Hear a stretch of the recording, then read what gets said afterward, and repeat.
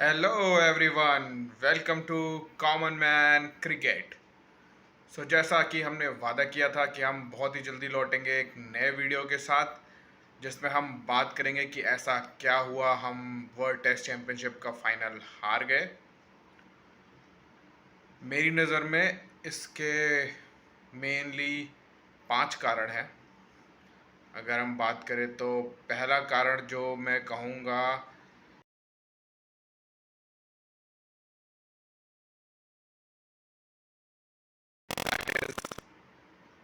The poor performance of top order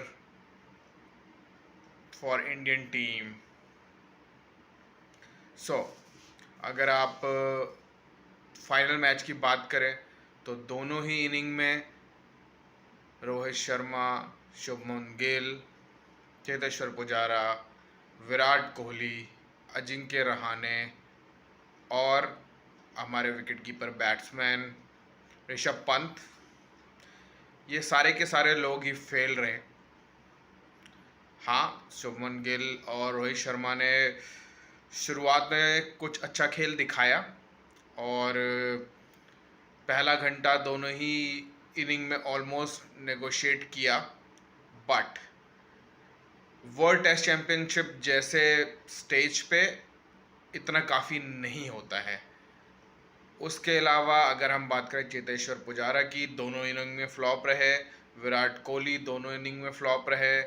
Ajinkya Rahane दोनों inning में ही flop रहे। पहली इनिंग में तो जो उन्होंने शॉट खेला उसको देख के मुझे बहुत ही अजीब लगा।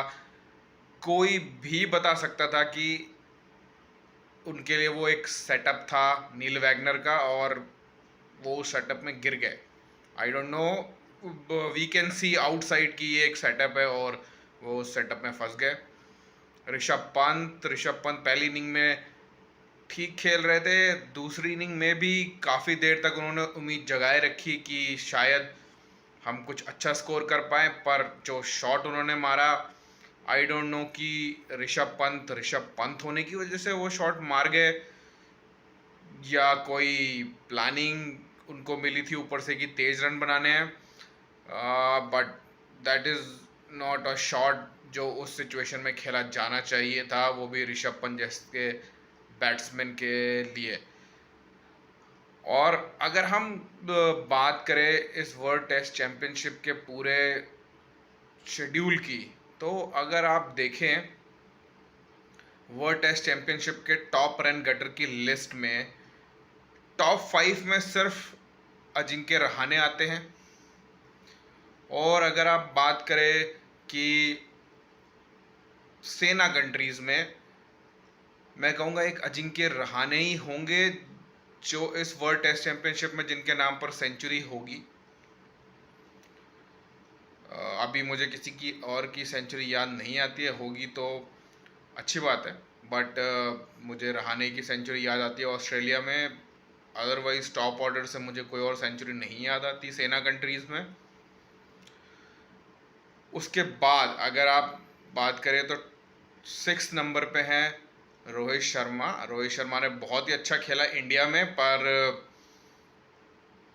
इंग्लैंड में उनकी शुरुआत अच्छी नहीं हुई है, विदेशी ज़मीन पर उनकी शुरुआत अच्छी नहीं हुई है।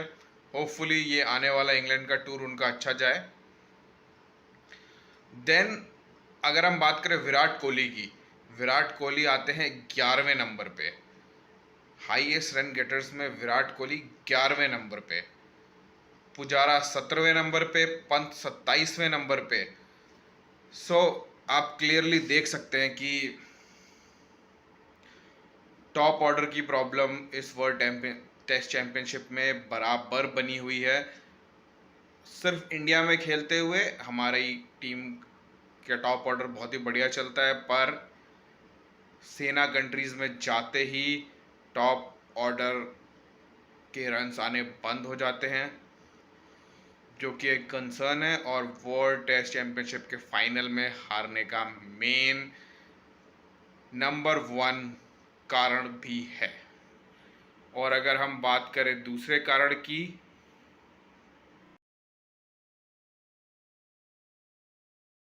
Of planning in second inning, bowling और बैटिंग दोनों में। अगर आप देखें तो सेकंड इनिंग में जब हमारे 5 विकेट गिर गए थे और जडेजा, ऋषभ पंत साथ में बैटिंग कर रहे थे, लंच के टाइम तक दोनों नॉट आउट थे, और उसके बाद जब वो लंच के बाद वापस आते हैं, ऋषभ पंत ने कुछ ऐसे शॉट्स खेलने शुरू किए जिसके कारण मुझे समझ में नहीं आया कि टीम की क्या रणनीति थी, क्या प्लान था। क्या हम ये सोच रहे थे कि हम बहुत ही जल्दी जल्दी 200 250 रन तक की लीड दें न्यूजीलैंड को, पर अगर हम ऐसा सोच रहे थे तो वो हुआ नहीं। उसके बाद जब रविंद्र जडेजा का विकेट गिरा, नील वैगनर ने बहुत ही ज़बरदस्त तरीके से बॉलिंग करके उनको फंसाया और एक बहुत ही बेहतरीन गेंद पर उनको आउट किया, समझ में आता है। लेकिन जैसे ही रविंद्र जडेजा का विकेट गिरा, मुझे लगा शायद हम एक टेस्ट सेविंग मोड में चले जाएंगे, आराम से खेलेंगे, ज़्यादा से ज़्यादा ओवर निकालने की कोशिश करेंगे। पर उसके बाद रविचंद्रन अश्विन आए, उन्होंने भी पुल लगातार मारने की कोशिश करी, जिसको देखकर मैं और भी परेशान था कि आखिर हम करना क्या चाहते हैं।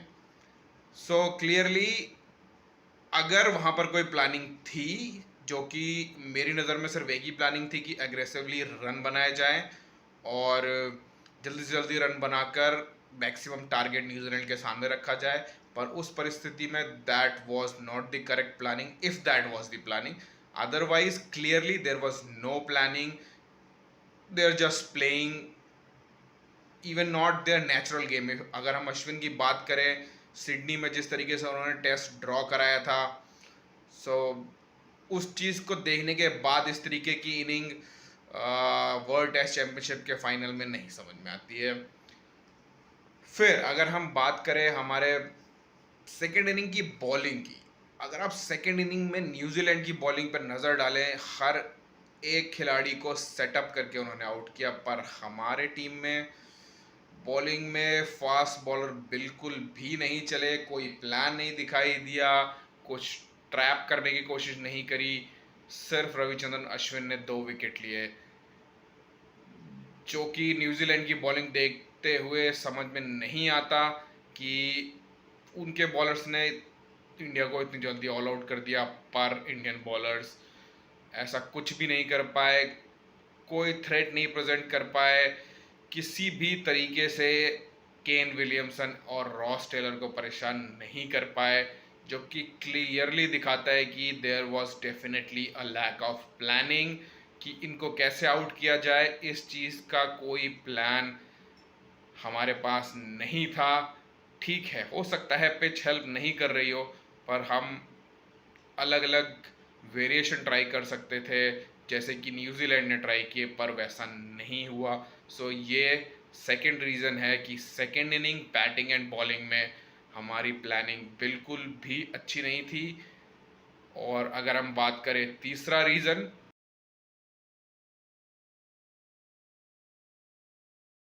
एक ऑलराउंडर की ज़रूरत। इस टीम में इस टाइप के पिच पर एक ऑलराउंडर की बहुत बहुत बहुत ज़रूरत थी। और जब मैं कहता हूँ ऑलराउंडर, मैं स्पिनिंग ऑलराउंडर की बात नहीं कर रहा हूँ, मैं एक फास्ट बॉलिंग ऑलराउंडर की बात कर रहा हूँ, जो कि आइडली हार्दिक पांड्या को होना चाहिए था, पर क्योंकि वो बॉलिंग नहीं कर रहे थे इसलिए वो इस टीम में नहीं चुने गए। पर मेरी नज़र में सिचुएशन को देखते हुए, पिच को देखते हुए, शार्दुल ठाकुर को इस टीम में होना चाहिए था as an allrounder in place of Ravindra Jadeja, क्योंकि रविंद्र जडेजा का हमने वैसे भी कोई बहुत ज़्यादा यूज़ किया नहीं इस मैच में। अगर शार्दुल ठाकुर इस मैच में खेल रहे होते तो शायद हम उनका ज़्यादा यूज़ कर पाते, उनकी स्विंग भी काम में आती, जो कि हम आगे आने वाले पॉइंट्स में बात करेंगे। और शायद उनकी बैटिंग भी काम आती, क्योंकि रिसेंटली ऑस्ट्रेलिया में उन्होंने ज़बरदस्त बैटिंग की थी। सो मेरी नज़र में शार्दुल ठाकुर को इस टीम में होना चाहिए था, क्योंकि हार्दिक पांड्या अभी अवेलेबल नहीं है।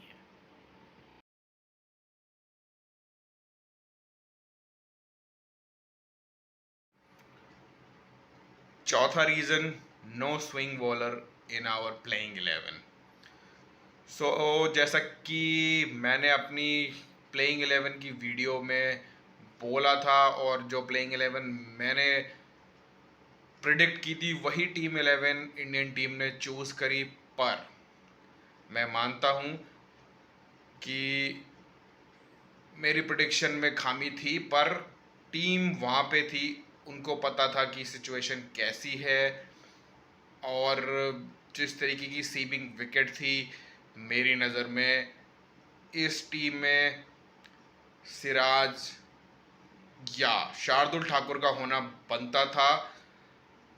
इन सिचुएशंस को मद्देनज़र रखते हुए एक स्विंग बॉलर ज़रूर था। आइडियली इस सिचुएशन में हमें सबसे ज़्यादा ज़रूरत थी भुवनेश्वर कुमार की, पर वो फिट नहीं थे, टीम के लिए नहीं चुने गए। सो अगर भुवनेश्वर कुमार यहाँ नहीं थे तो हमें शार्दुल ठाकुर या मोहम्मद सिराज में से किसी एक को ज़रूर खिलाना चाहिए था। तो ये चौथा रीज़न है हमारी हार का।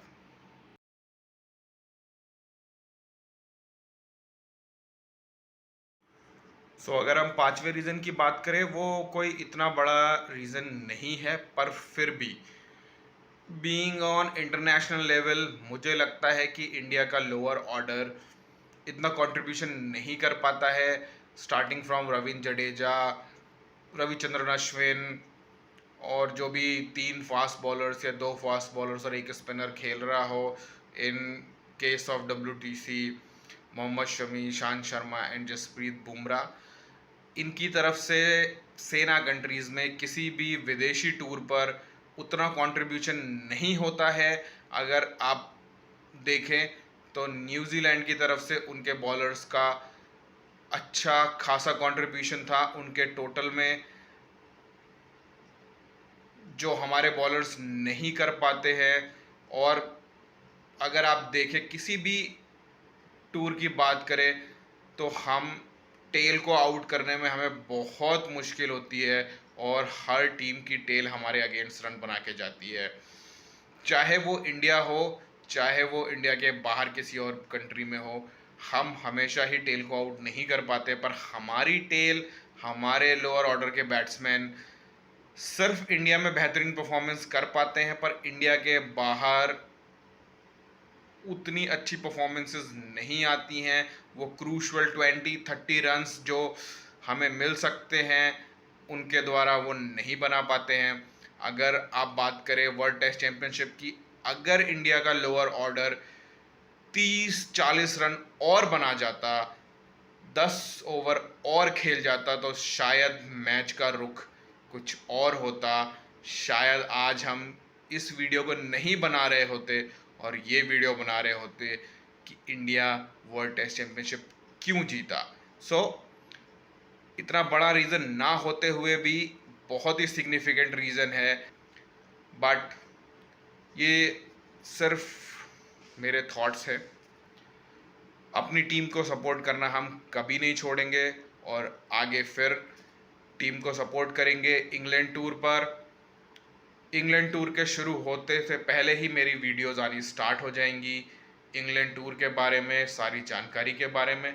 उससे पहले हम वीडियोस लेके आएंगे विमेंस वनडे और T20 सीरीज़ के बारे में। बहुत ही जल्दी मिलते हैं, तब तक के लिए please like, share and subscribe to my channel. Sachin Sachin.